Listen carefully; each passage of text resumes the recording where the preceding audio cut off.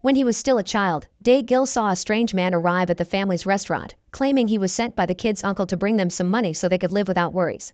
Dae-gil was very impressed by this man that gave him a tip for being a good boy, and Dae-gil took the chance to make up reasons why he should be tipped higher. The man respected the boy's intelligence and gave him extra cash while pointing out he would be a good hustler. And when Dae-gil showed interest in the word, the stranger taught him the tricks of the trade. Since then, Dae-gil has been gambling and winning thanks to cheating at every opportunity, starting with pogs during middle grade and moving into actual money in high school. Now in the present, an adult Dae-gil works as a delivery boy, but he still joins card games to keep on gambling. One day, he's invited to a game at Gwang Chol's place and Dae-gil gets to meet the sister Mina, who is tired of seeing Gwang Chol waste money on an addiction. Dae-gil instantly falls in love with her and tries to ask her out, but Mina responds by screaming to make her brother think she's being attacked and getting him to beat up Dae-gil. On his way home, Dae-gil sees his grandfather sneak out and go to a gambling den, where the old man loses and causes a scene by accusing everyone of cheating. The guy in charge, nicknamed Ghost, and his bodyguard take Grandpa to another room to beat him up for his behavior. Dae-gil comes to his rescue and after knocking out the bodyguard by surprising him from behind, he goes against Ghost, who is armed with a knife. In the struggle, Dae-gil accidentally stabs Ghost, so he and Grandpa flee the place before they can be caught. At home, Dae-gil's mother gives him the bag of money the uncle sent years ago and she never touched, asking him to go away to the big city and lay low for a while. Dae-gil accepts this is the best idea, but before leaving, he stops by Mina's house to tell her he isn't good enough for her now, but he'll come back as a better worthy man and marry her. When he makes it to the city, Dae-gil rents an old small apartment and contacts his old friend Charlie, who works in a renowned gambling den. Charlie's job is pretending to be another player to beat the real attendants through cheating then take the money back to the boss Ko-jang, who pays him a commission. Thanks to Charlie, Dae-gil gets a job there as a skivvy, and he uses his charms and tricks to sell lots of refreshments and cigarettes to the clients, earning him extra tips. During his shifts, he also gets to meet the den's other employees like Seo and Madame Song, who like Charlie, pretend to be players to make everyone lose. There's also Ms. Wu, a beautiful widow customer who Dae-gil quickly gets a crush on. 5 months later, Ko-jang thinks Dae-gil has shown he's trustworthy and loyal enough to become a fake player like Charlie. Soon, Dae-gil is winning games and climbing up as the best player in the den, earning him Ko-jang's favoritism, which makes Charlie jealous. Now Dae-gil can afford good clothes and a luxury apartment, so when one night he finds Ms. Wu crying in the parking lot because she lost again, he invites her to his place to teach her how to play better. After a few hours of playing cards, Ms. Wu hits on Dae-gil, who at first tries to think of Mina but ends up giving in to Wu's advances. Since then, the two of them begin dating. Sometime later, Ko-jang chooses Ms. Wu as their next victim to be left bankrupt. The plan is to make her win for a while before striking and making her lose it all. Dae-gil warns Wu of this plan and asks her not to come back to the den, but Wu doesn't listen and shows up anyway. Using the tricks Dae-gil taught her, Ms. Wu outsmarts the others and wins anyway, causing the bankruptcy of the den. A few days later, without having heard from Wu again, Dae-gil needs a new place to make money, so Charlie invites him to a private game with a rich man called Jang, who comes with a big surprise. The fourth player is Mina, who seems to be this guy's lover. The game starts in Dae-gil's favor, and Charlie thinks they should stop while they can and leave with the money, but Dae-gil wants to keep going for bigger earnings. This proves to be a mistake when Mina distracts Dae-gil and he ends up losing it all. It turns out Jang has been working for Ko-jang and Seo all along, because they had found out Dae-gil had been dating Wu and thought he had helped her win, meaning they wanted revenge. A month after the game, Dae-gil still hasn't paid, so Jang sends his men after him to get his kidney as part of the payment. During the kidnapping, Dae-gil's hand gets broken. Jang takes the kidney plus Dae-gil's apartment and bank account, but it's still not enough to cover his whole debt. Eventually, Ko-jang is arrested by the police and his employees go into hiding, so Dae-gil must stay low as well. Without money to spend, Dae-gil survives by sleeping in cafes and taking leftovers from other tables. One day Mina finds him and invites him to have dinner together, during which she explains the game with Jang had been a trap. Charlie had been working with Jang all along and while Dae-gil was distracted by Mina, the two men exchanged cards. Dae-gil is furious to learn his best friend betrayed him and wants revenge, but Mina reminds him not to do anything stupid because he was supposed to marry her someday. Thanks to the money Mina gifted him, Dae-gil moves to a little town and begins gambling in smaller dens. One evening, he's caught cheating, but he's helped by another player called Mr. Go. They don't recognize each other because they're both older now, but this man is the same guy that brought the money to Dae-gil's family all those years ago.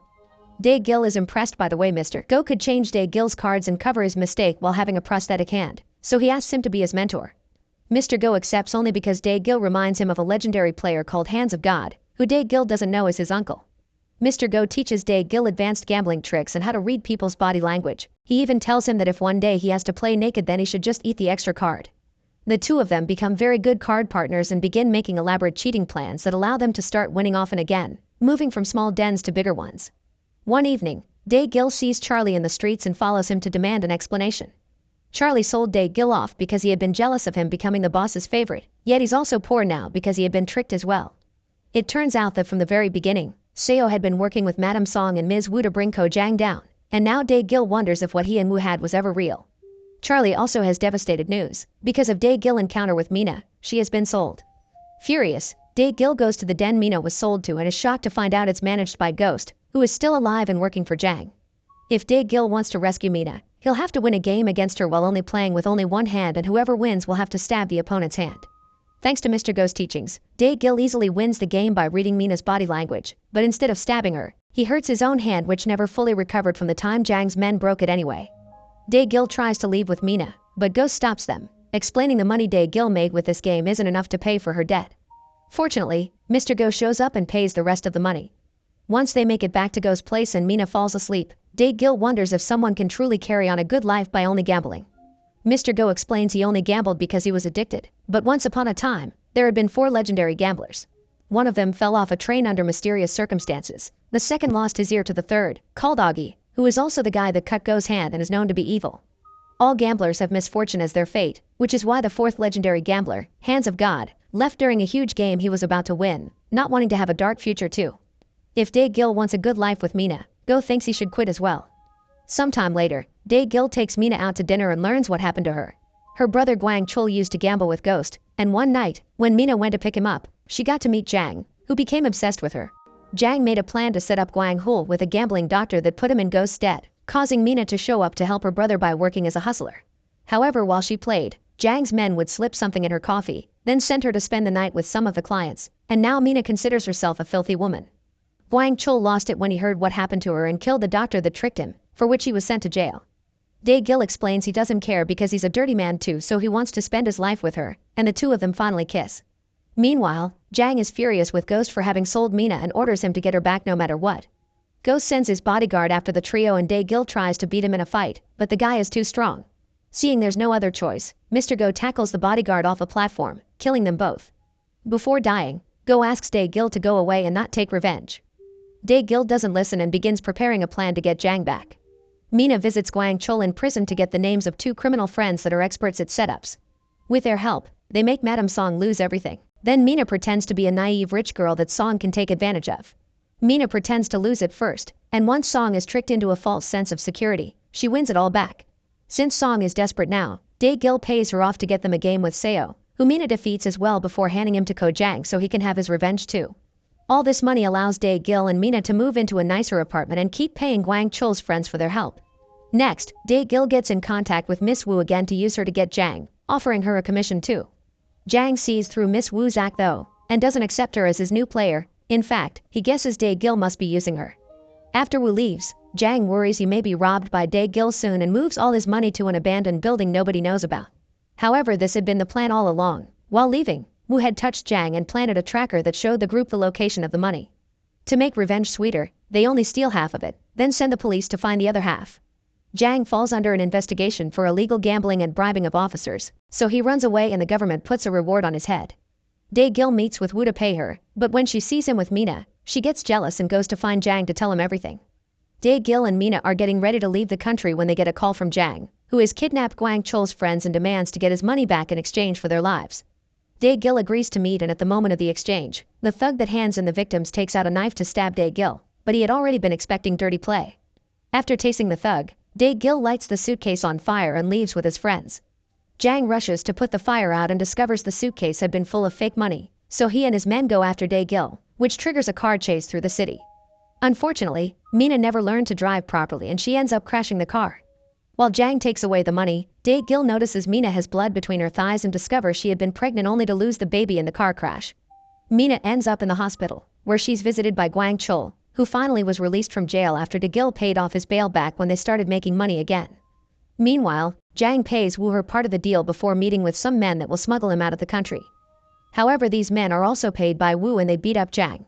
Wu wants to leave, thinking she has won, but these thugs are actually working for Ghost, who shows up, puts her to sleep, and after ditching her on a pile of trash, he leaves with all the money. When Wu later returns home, she's shocked to find Jang there, who had also been thrown on a pile of trash instead of killed as she had asked. Ghost takes the money back to the real boss, the legendary Augie, who has also lost a bunch of fingers. He quickly notices there's a tracker hidden inside the suitcase and expects they'll be found soon. As he predicts, Dae-gil shows up together with Guang Chul, followed closely by Jang. An argument soon begins about whom the money belongs to and who should kill who, so Augie proposes a solution, one last big game where they bet all the money but also their heads. Everyone accepts and Jang proceeds to sell Wu to get some money for the game, but she convinces him to take her to the game because she can help him distract Dae-gil thanks to their history together. Dae-gil gets his money from Ko Jang, who wants Dae-gil to succeed in life, and a recovered Mina tells Guang Chul she'll be Dae-gil's partner because she doesn't want her brother to fall into addiction again. The day of the game comes and rules are established to avoid cheating. Everyone will play naked and use only one hand. Wu has also brought banned new sealed decks so nobody can use marked cards. The game begins normally, but soon something weird begins happening and Dae-gil realizes the cards Wu has brought can be seen through if you know how to use your eyes. Augie realizes this too and kicks Wu out of the game before changing decks. The game proceeds normally until Dae-gil is caught putting his hand near Mina's underwear. Augie bets all his money that Dae-gil has winning cards and Jang bets it all on Mina having a card hidden in her underwear. However, they're both wrong. Dae-gil had only pretended to hide a card to trick his opponents and get an easy win. Jang and Augie don't take this well and send Ghost to stop Dae-gil and Mina from leaving with the money, but Guang Chul came prepared and he shoots Ghost's hand off. Then, Jang turns off the lights to attack them by surprise, but Guang Chul kills him, although he gets wounded in the struggle as well. Afterward, Mina offers a helping hand to Wu, who turns her down. Suddenly, Guang Chul points his weapon at Dae-gil and Mina and takes the money from them before escaping away in their car. A few days later, the news shows that Guang Chul drove through the city while tossing money at people through the window and he later was found dead in the mountains. At home, Mina asks Dae-gil what he did with the extra card during the game, and confesses he ate it just like Go had taught him. Their chat is interrupted by the arrival of a letter from Guang Chul, who confesses having only pretended to betray them to protect them. Now everyone thinks they don't have the money and will leave them alone. In the letter, he included a map of where he hid the money in order for his dear sister to retrieve it and start a new life with Dae-gil. After getting the money back, Dae-gil throws away his last card deck, deciding to do his Hands of God and quit gambling to have a better life. Make sure to subscribe and turn on notifications so you can watch more videos like this. Thanks for watching.